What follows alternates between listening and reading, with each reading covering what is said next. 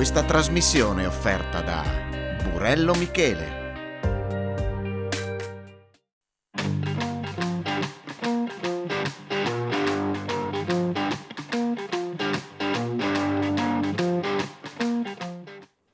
Benvenuti al Punto, benvenuti a Telefriuli e benvenuto al sindaco di Lestizza, Edi Pertoldi, il primo cittadino di questa importantissima cittadina del Medio Friuli. Grazie. Benvenuto Edi. Grazie Enzo, grazie. Bene, allora facciamo subito un bilancio del 2021 perché per tutti i comuni è stata complicata, ma i lavori sono andati avanti lo stesso, certo. Le progettualità sono andate avanti lo stesso, con grandi problemi di personale, segretario, comunque ne parleremo dopo. Ecco, un bilancio, sindaco. Sì, ecco, vorrei solo fare un passo indietro, Enzo, perché sì, al momento del nostro insediamento noi ci siamo trovati a dover affrontare delle problematiche piuttosto difficili. La prima, come tu hai già anticipato, è stata quella del personale. Noi ci siamo trovati con una gravissima carenza di organico e grazie anche alla Regione siamo riusciti, così a metà mandato, perché adesso siamo a metà mandato, a risistemare un pochino quello che era il personale del Comune di Lestizza. Siamo riusciti ad assumere 2 persone all'area amministrativa, 2 al finanziario, abbiamo già un bando per quanto riguarda gli operai, dove assumeremo 1 operaio, ma poi parleremo, dipende un po' dal segretario, che è un problema che andrà prima o poi affrontato.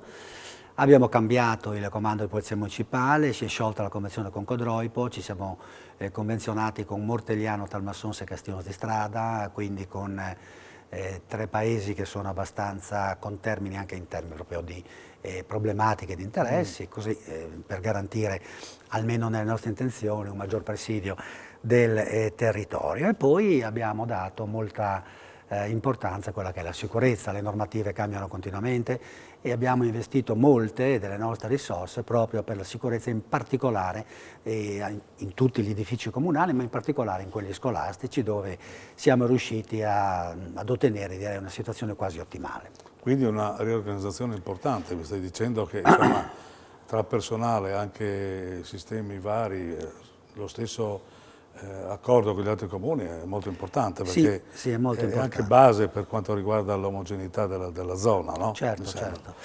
Ecco, poi ci sono altre opere, altri progetti che avete messo in... Sì, noi... anche cose che non si vedono, perché qualche volta... Sì, certo, a parte le manutenzioni stradali e quelle rurali che sono sotto gli occhi di tutti, come ti dicevo prima, ad esempio abbiamo messo in atto la posa della nuova pavimentazione presso la scuola primaria per un costo complessivo di 35.000 euro, ti dicevo prima per la sicurezza, ma abbiamo anche interventi strutturali. Abbiamo una scuola che è il nostro fiore all'occhiello, l'istituto scolastico Lestizza Talmassons, sono stati bravi quelli che ci hanno preceduto a riuscire a mettere in atto una scuola che c'è un pochino invidiata da tutti, andava però ristrutturata sotto molti aspetti e non abbiamo assolutamente lesinato sotto questo profilo. Potrei dirti che abbiamo fatto i lavori, inizieremo a fare i lavori di manutenzione straordinaria dei bagni ambulatorio Nespoledo, nel senso che il nostro comune è molto vasto, ha 6 frazioni e abbiamo un'infermiera di comunità a Nespoledo. Il progetto di fare il poliambulatorio a Udine, a Lestizza, mi auguro possa andare in porto prima della fine del mandato, ma nel frattempo abbiamo avuto la necessità di fornire un servizio, era ormai obsoleto, non era più possibile. Anche perché ha sottolineato bene il sindaco, con tante frazioni, è un territorio vasto e quindi bisogna coprire tutti i servizi, non è facile. Villacaccia ad esempio è molto più vicino a Bertiolo che a Udine, quindi era chiaro che un ambulatorio a Nespoledo era indispensabile proprio per offrire quel minimo di servizi che vanno garantiti. Poi vorrei anche ricordare un progetto che riguarda le pellicole e i serramenti delle scuole, no? Progetto che doveva essere messo in atto diversi anni fa e che siamo riusciti a realizzare quest'anno. Ovviamente sono tutte risorse, come ti dicevo prima, che sono indispensabili per mettere in sicurezza gli edifici, ma che vengono tolti naturalmente ad altri interventi. Per quanto ci riguarda invece noi siamo riusciti a operare anche per quanto riguarda la ristrutturazione della palestra, 500.000 euro già assegnati dalla Regione, abbiamo già messo praticamente in cantiere tutto quello che è l'area urbano di Nespoledo e Villacaccia, sono circa 700.000 euro. Abbiamo avuto un altro contributo di 520.000 per portare a Galeriano tutto quello che è l'impiantistica del calcio, con la ristrutturazione degli spogliatoi e tante altre opere che sono interconnesse a questa. Mi pare che vi siete dati da fare molto bene. Insomma. Ecco, ti dico che questo è stato grazie ai dipendenti, pur pochi, però abbiamo delle eccellenze, dipendenti che se il sottoscritto non li avesse avuto grosse difficoltà, perché devi sapere Enzo che io sono stato eletto sindaco con nessuna esperienza assoluta. Ma forse sono le cose migliori quelle, sì, no? ecco, Perché... parti da zero e forse parti, sì. però come mi è sempre successo mi sono messo a studiare, devo dire che ho avuto la fortuna anche di avere una compagna che da 30 anni lavora in comune e mi spiegava che cos'era una determina, una delibera, come si fa. Insomma, piano piano sei diventato esperto. Esatto, no? e grazie insomma... anche ai dipendenti, devo dire che hanno capito la mia difficoltà, mi hanno aiutato moltissimo. Piano piano abbiamo creato un clima. Diciamo anche la tua professione, diciamo che è giornalista, collega, quindi anche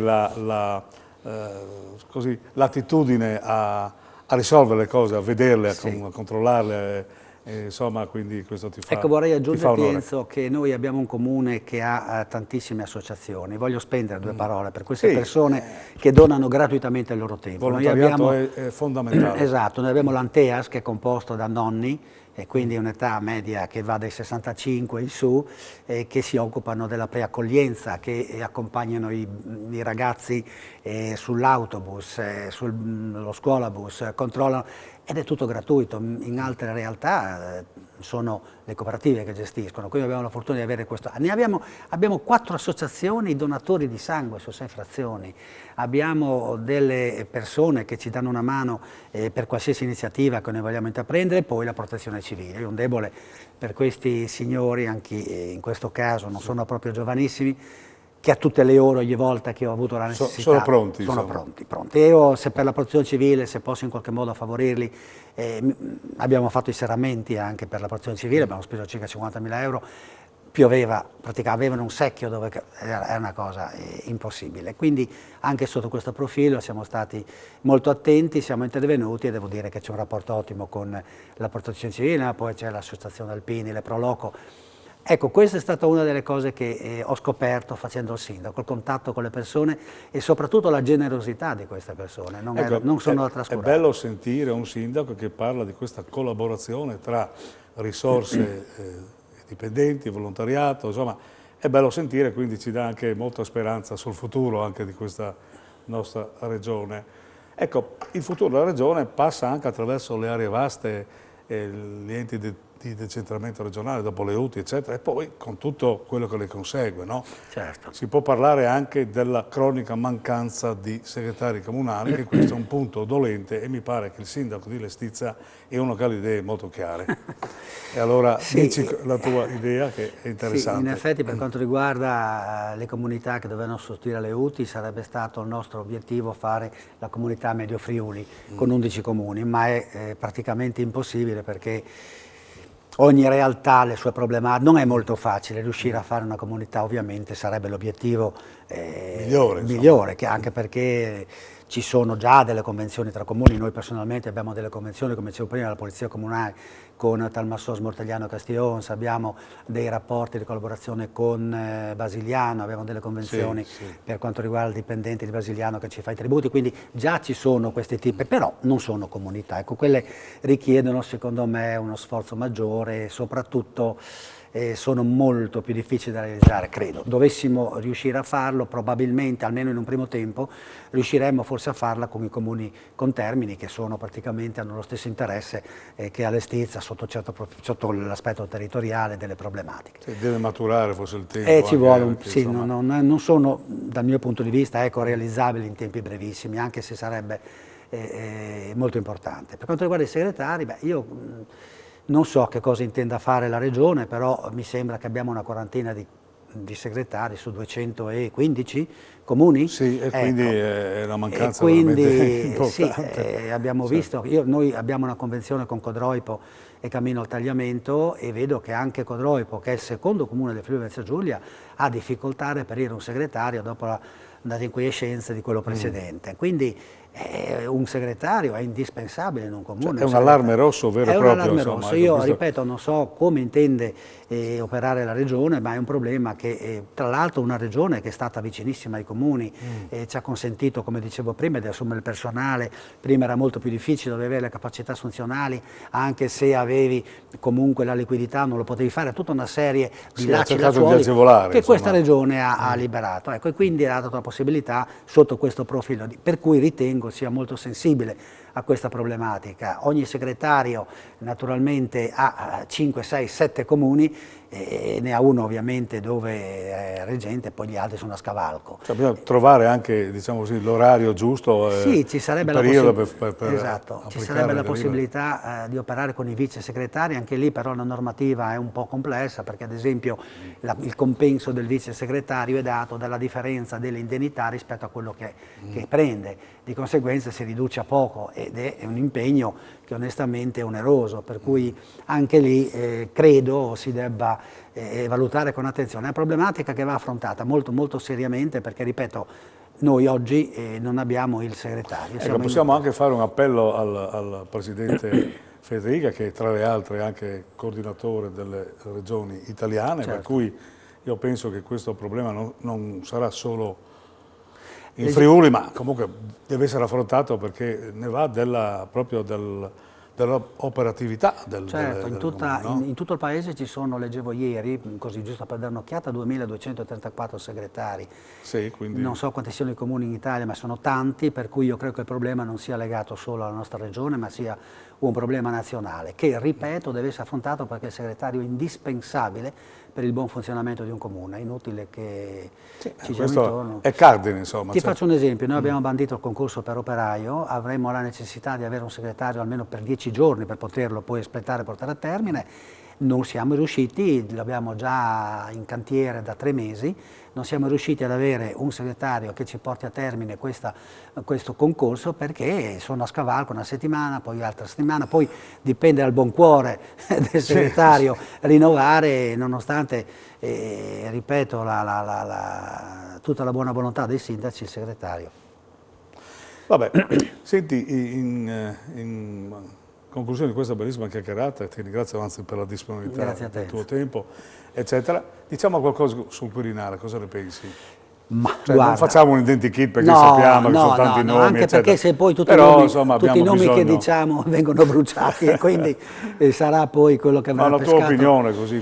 Ma la mia opinione è che abbiamo un governo dalle, ovviamente, politiche un pochino diverse, no? Un modo di vedere la società in maniera diversa, e quindi anche per quanto riguarda il Quirinale ci saranno varie filosofie di pensiero. Io ritengo che al Quirinale debba andare una persona equidistante e competente.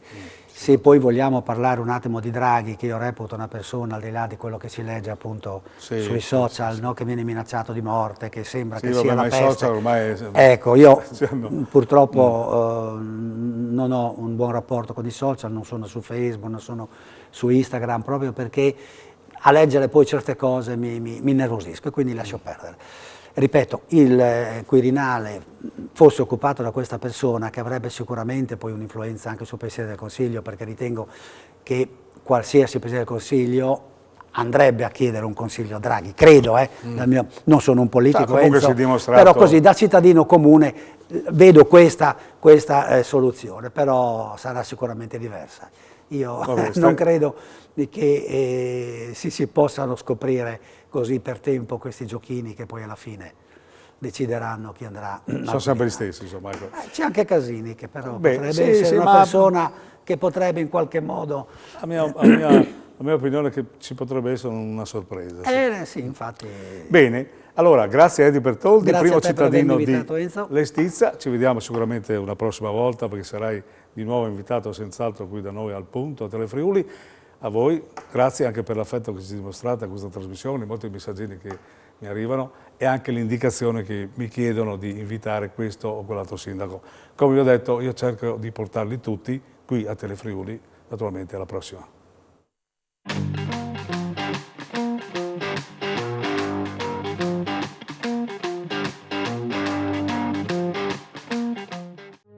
Questa trasmissione è stata offerta da Burello Michele.